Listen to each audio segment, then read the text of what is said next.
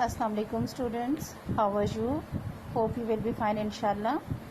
Let's start our studies. All of you open your books, page number 42. Students, this is chapter number 5, Climate of the Muslim World. हम previously जितने भी chapters पढ़ते रहे हैं उसमें हम मुस्लिम वर्ल्ड के से रिलेटेड पढ़े हैं. आपने 6th क्लास में जो है वो साउथ एशियन रीजन के बारे में पढ़ा था हर चीज़, और इसी तरह हमने 7th में जो हम बुक पढ़ रहे हैं उसमें मुस्लिम वर्ल्ड, जितनी भी मुस्लिम दुनिया है उसके हवाले से तमाम हमने जो डिटेल है वो इस बुक में हम लोग पढ़ रहे हैं. अब जो हमारा चैप्टर है वो पिछला हमने पढ़ा था physical feature of the Muslim world, और अब हम स्टार्ट कर रहे हैं climate of the Muslim world, Muslim दुनिया की आबो हवा. क्लाइमेट और वेदर, इन दोनों में थोड़ा सा फ़र्क है जो अभी हम डिटेल में पढ़ेंगे तो आपके सामने मैं क्लियर कर दूंगी. Let's start our studies. The climate of a region includes its temperature, rainfall, wind pressure, which usually plays an important part in rainfall, and humidity or moisture in the air. किसी भी इलाके की जो आबो हवा है जिसे हम क्लाइमेट कहते हैं उसमें शामिल है क्या चीज़ें? टेम्परेचर, दर्जा हरारत, रेनफॉल बारिश, विंड प्रेशर हवा का दबाव, और हवा का दबाव क्या है? विच usually plays an important part in rainfall. वो हवा का दबाव जो है बेसिकली किसी भी इलाके में बारिश बरसाने का सबब भी बनता है. वो किस तरह से कि जब मानसून विंड्स होती हैं जो कि विंटर में भी होती हैं और समर में भी, ये चलती हैं मैदानों की तरफ आती हैं तो बारिश से पानी से भरी होती हैं, लदी होती हैं, और जब ये रास्ते में चलते हुए पहाड़ों से टकराती हैं या हवा का दबाव जो है वो बहुत ज़्यादा हो जाता है तो फिर ये उन इलाकों में बारिश बरसाने का सबब बनती हैं. एंड ह्यूमिडिटी, जिसको हम मॉइस्चर भी कहते हैं, हवा में नमी, रतूबत जो होती है, यानी हवा में किस हद तक नमी है, ये सारी चीज़ें जो हैं ये क्लाइमेट से में शामिल हैं. The weather also includes the same features. इसी तरह जो वेदर हम जिसे बोलते हैं मौसम, उसमें भी यही सारी चीज़ें होती हैं. कौन सी? Temperature, rainfall, wind pressure, humidity, ये सब चीज़ें भी होती हैं. लेकिन फ़र्क दोनों में क्या है? While the weather of a region is about daily changes in temperature, rainfall, wind pressure and humidity. जब हम वेदर की बात करते हैं, मौसम की बात करते हैं, तो इसका मतलब ये होता है कि ये किसी भी इलाके के किसी भी एक दिन का मौसम जो है, यानी हर रोज़ आपको मालूम है मौसम चेंज होता है. जैसे आजकल भी आप देख रहे हैं, कभी बहुत सख्त गर्मी पड़ रही है, किसी दिन बारिश हो जाती है, किसी दिन हवाएं चलना शुरू हो जाती हैं, उसमें टेम्परेचर जो है वो कम ज़्यादा हो जाता है. जैसे आज बारिश का मौसम था अगर, तो सूरज ना निकलने की वजह से टेम्परेचर काफ़ी हद तक कम रहा. फिर जहाँ जहाँ बारिश हो गई तो टेम्परेचर थोड़ा सा और कम हो गया, मौसम अच्छा हो गया, ठंडी हवा चलना शुरू हो गई.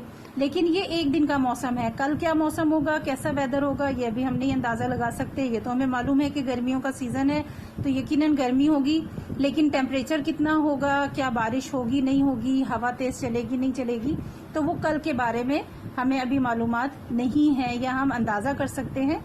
पर किसी भी इलाके का जो डेली बेसिस पे मौसम की कंडीशन होती है वो वेदर होता है. जैसे आपने मौसम की वेदर रिपोर्ट आप टेलीविजन में भी, न्यूज़ में भी देखते होंगे, और मोबाइल्स में भी अगर नोटिफिकेशन आप वेदर डेली बेसिस का आप कर देते हैं तो डेली आपको वेदर नोटिफिकेशन आ जाता है कि आज का मौसम कैसा होगा, बारिश होगी नहीं होगी, धूप निकलेगी, गर्मी कितनी होगी, टेम्परेचर कैसा होगा, etcetera. As far as climate is concern, अगर हम क्लाइमेट की बात करते हैं, आबो हवा, it is a study of the weather over a longer period of time, at least a year. आबो हवा में यही चीज़ें होती हैं, बारिश, हवा का दबाव, टेम्परेचर, लेकिन ये किसी भी इलाके के एक लंबे अरसे का जो मौसम होता है उससे ताल्लुक़ रखता है, उसे क्लाइमेट बोलते हैं. एटलीस्ट अ ईयर, कम से कम एक साल का जो अरसा है, और एक साल के अंदर किसी भी इलाके में जो मौसम होगा वो कैसा रहता है, क्या होता है. जैसे हमें पाकिस्तान के मौसम के बारे में पता है, हमारे यहाँ की आबो हवा क्लाइमेट जो है, यहाँ पर 4 सीजन्स होते हैं. यहाँ शदीद सर्दी भी पड़ती है, यहाँ शदीद गर्मी भी होती है, बहार भी होती है, ख़ज़ां का मौसम भी होता है, और इसके अलावा जो है वो रेनफॉल, रेनी सीज़न भी होता है, बरसात का मौसम भी है. सो डिफरेंट कंडीशन है पूरे साल की. तो जब हम किसी एक लंबे अरसे के मौसम के बारे में डिस्कस करते हैं, इट इज़ सेड क्लाइमेट. और जब हम डेली बेसिस का जो वेदर होता है उसके बारे में बात करते हैं तो it is said weather. Clear? ये दोनों का डिफरेंस है। Now come to the next topic, factors that affect the climate. वो फैक्टर्स, वो अनासिर जो किसी भी जगह के क्लाइमेट पर, आबो हवा पर असरअंदाज होते हैं, यानी जिन चीज़ों की वजह से किसी भी इलाके की आबो हवा मुख्तलिफ होती है, चेंज होती है, वो सारे फैक्टर्स हम यहाँ पढ़ेंगे। In the previous book you studied the factors that affect the climate in detail, below is a brief review of those factors.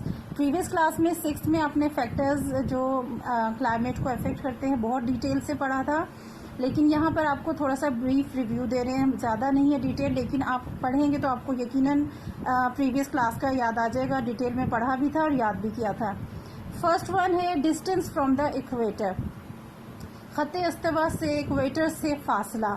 Equator क्या है ये भी हम पहले पढ़ चुके हैं, दोबारा से आपको बता देती हूँ। यहाँ देखिए एक आपको पिक्चर नज़र आ रही है, ग्लोब है और इसमें लाइंस ऑफ लैटिट्यूड और लॉन्गिट्यूड है। ये लेंथ में जो लाइंस आ रही हैं इनको लॉन्गिट्यूड कहते हैं और जो विड्थ में जा रही हैं ये लैटिट्यूड है। ये इमेजिनरी लाइंस होती हैं जो किसी भी अगर हम लोकेशन मालूम करते हैं कोई जगह के, अर्थ पे किस जगह पर कौन सा इलाका है, तो वो हम इन इमेजिनरी लाइंस के थ्रू मालूम कर लेते हैं। तो अब हम देखते हैं ये जो बिल्कुल सेंट्रल पार्ट है ये है इक्वेटर, अर्थ का बिल्कुल जो दरमियाना मरकजी हिस्सा, ये जो लाइन जा रही है और ये देखें EQUATO इक्वेटर, ठीक है, इसको खत्ते इस्तवा बोलते हैं, बिल्कुल सेंट्रल पार्ट। और अगर आप नोटिस करेंगे तो बिल्कुल ये सामने फ्रंट का हिस्सा होता है, जब ये अर्थ मूव करती है सन के गिर्द, इसकी जो रेवोल्यूशन है, जो इसकी मूवमेंट है, ये वाला जो पार्ट होता है ये इधर से भी और यहाँ बैक साइड से भी ये जब बिल्कुल फ्रंट पे है सामने सूरज के, तो ये बिल्कुल जो है वो सूरज की हीट जो है वो डायरेक्ट इसके ऊपर पड़ती है। तो इक्वेटर पे जो जगह होती हैं, यहाँ पर जो इक्वेटर पर जितने इलाके हैं वो सारे जो है उनके हवाले से हम अभी पढ़ेंगे वो मौसम कैसा होता है। ये सारे सूरज की हीट होने की वजह से गर्म इलाके होते हैं।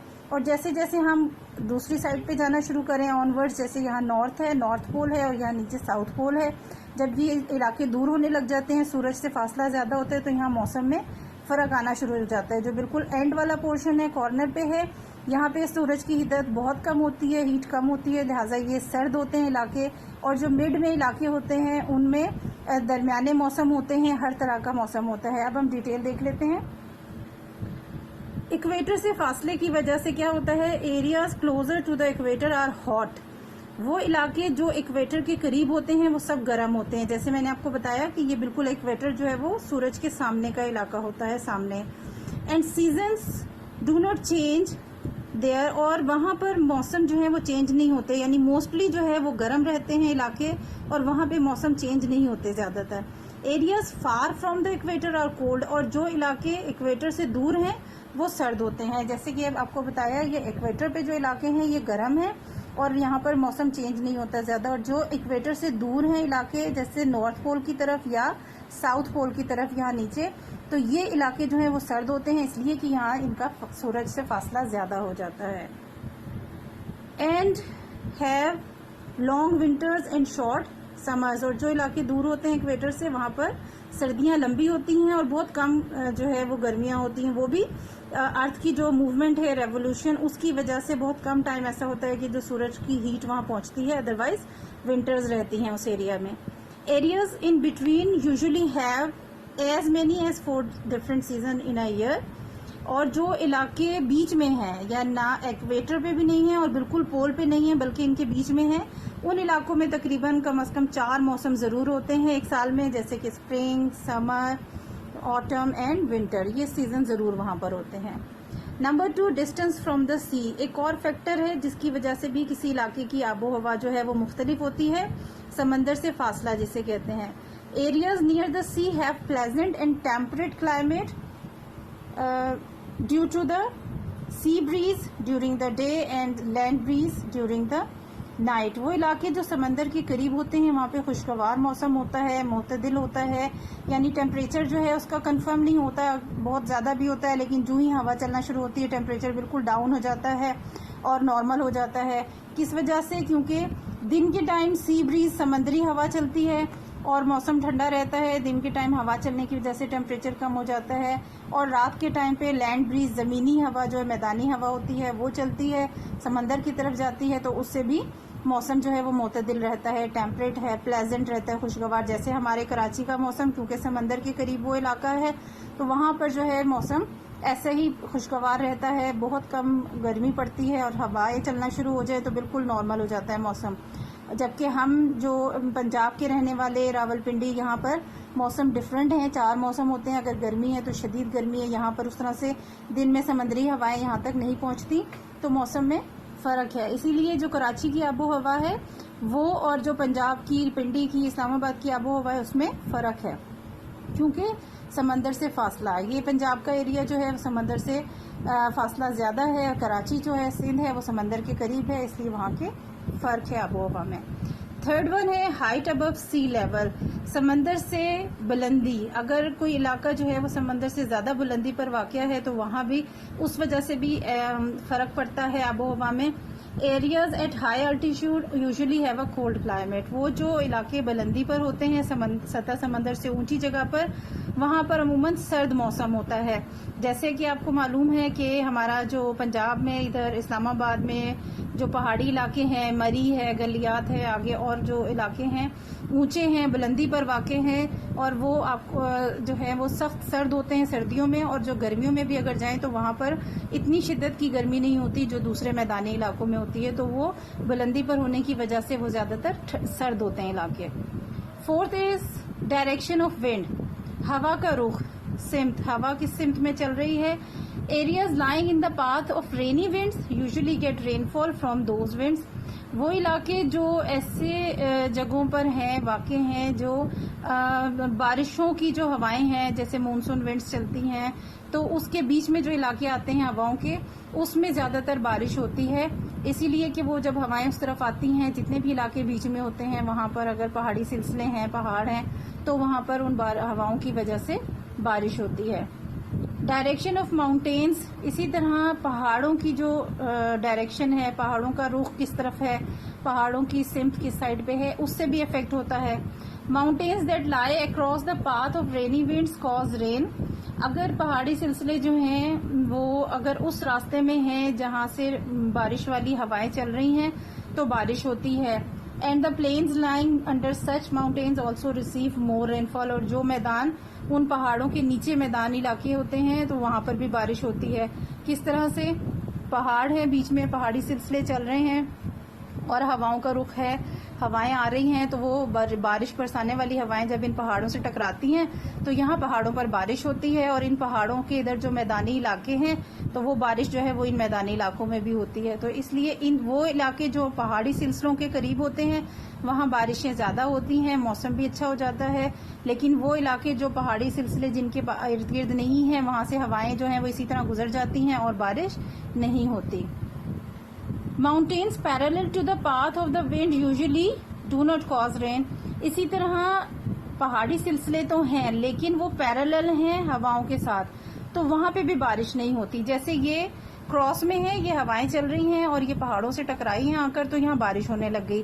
लेकिन अगर पहाड़ी सिलसिले जो हैं वो ऐसे चल रहे हैं और इधर से हवाओं का रुख भी ऐसे है, तो जाहिर है कि ये हवाएं जो हैं वो उनसे टकरा तो नहीं रही हैं, उनका कोई दबाव नहीं पड़ रहा, तो ये हवाएं इसी तरह आगे गुजर जाती हैं और इन जगहों पर, इन पहाड़ों पर बारिश नहीं होती, क्योंकि ये पैरेलल चल रहे हैं। इधर से पहाड़ी सिलसिले चल रहे हैं, इधर से हवाएं चल रही हैं, तो ये एक दूसरे के पैरेलल हैं।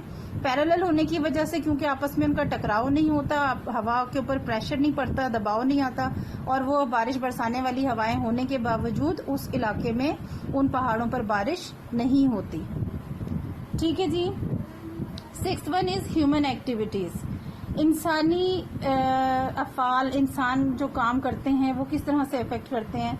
Some scientist argue that certain human activities such as cutting down trees and using fuel and certain gases have increased the temperature of the world in recent years, जिसे हम ग्लोबल वार्मिंग कहते हैं। बहुत से साइंसदान इस बात पर बहस करते हैं और बल्कि वो इस बात को यकीनी बनाते हैं कि इंसान ऐसे काम जो कर रहे हैं, इंसान बहुत से ऐसे फैक्ट्रीज लगाने की वजह से और दीगर काम करने की वजह से, जैसे कि अगर दरख्तों का बहुत ज़्यादा काट देने से या फिर फ्यूल का बहुत ज़्यादा इस्तेमाल करना, ईंधन ज़्यादा इस्तेमाल करना, और उसके साथ साथ मुख्तलिफ किस्म की गैसेस का जो लेबॉर्ट्रीज में, केमिकल लेबॉर्ट्रीज में काम हो रहा है, तो उन सारी चीज़ों की वजह से क्या हुआ है, टेम्परेचर बहुत ज़्यादा इंक्रीज हो गया है, दुनिया के टेम्परेचर में इजाफा हो गया है, और इसी चीज़ को ग्लोबल वार्मिंग का नाम दिया गया है। एक अलार्मिंग सिचुएशन है, ख़तरनाक है दुनिया के लिए, क्योंकि इस टेम्परेचर के इजाफे की वजह से माहौल में बहुत तब्दीलियां आ रही हैं। तो इसी वजह से जो है वो टेम्परेचर या किसी भी इलाके की आबो हवा भी बहुत ज़्यादा इफेक्ट होती है। तो इन सारे फैक्टर्स में ये 6 फैक्टर्स हैं, आपने भी देख लिया, distance from the equator, distance from the sea, height above sea level, direction of wind, direction of mountains and human activities. ये सारे फैक्टर्स हैं जो किसी भी इलाके की आबो हवा पर असरअंदाज होते हैं। ठीक है जी,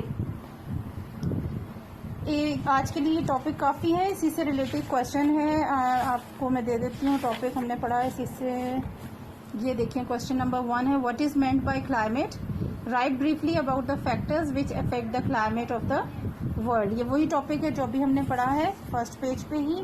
सबसे पहले डेफिनेशन पूछी उन्होंने क्लाइमेट की, तो हम यहाँ से लिखेंगे, the climate of a region includes its temperature, rainfall, wind pressure and humidity. ये ब्रैकेट में लिखा हुआ है, विच यूजुअली इसको काट दें, ठीक है जी, एंड ह्यूमिडिटी यहाँ तक। पहले हम स्टार्टिंग में फर्स्ट जो पार्ट है क्वेश्चन का, what is meant by climate, यहाँ से हम लिखेंगे ब्रैकेट वाला वर्ड स्किप करके। उसके बाद factors that affect the climate, आप इसी तरह ये वाली 2 लाइन्स छोड़ दें, ये प्रीवियस लेसन को शो कर रही है इसलिए हम ये नहीं लिखेंगे, बल्कि यही factors that affect the climate are, यहाँ पे ARER और columns. Number 1 distance from the equator, ये स्टार्टिंग से लिखेंगे और शॉर्ट समर्स यहाँ तक कर दें, ठीक है जी। और इसके बाद डिस्टेंस फ्रॉम द सी, ये पूरा आ जाएगा, 2 लाइन्स हैं, ज़्यादा लंबा नहीं है। हाइट अबव सी लेवल, ये भी पूरा आ जाएगा। डायरेक्शन ऑफ विंड भी पूरा इसी तरह आ जाएगा। डायरेक्शन ऑफ माउंटेन्स, यहाँ तक लिखते हैं। Rainfall, mountains that lie across the path of rainy winds cause rain and the plains lying under such mountains also receive more rainfall, ठीक है। और 6th वन आप लिखेंगे फर्स्ट लाइन के इधर, यहाँ से ह्यूमन एक्टिविटीज, H कैपिटल कर देना आप। Human activities such as cutting down trees and using fuel and certain gases have increase the temperature of the world in recent years, ठीक है। आगे पूरा भी लिख दें ग्लोबल वार्मिंग तो भी ठीक है। ये 6 पॉइंट्स हैं और इसी तरह लिखेंगे, थोड़ा थोड़ा सा जो थोड़े लॉन्ग है उनको शॉर्ट किया है, अदरवाइज बाकी आपका कंप्लीट आंसर आएगा। Clear? What is meant by climate and factors that affect the climate, आप इसी तरह से factors that affect the climate are number 1, number 2, number 3, 4, 5 and 6, ठीक है जी। ये आपका रिटन वर्क है, अपनी कॉपी पे काम कर लें कंप्लीट, और अगला टॉपिक इंशाल्लाह अगले लेसन में पढ़ेंगे। अल्लाह हाफिज़।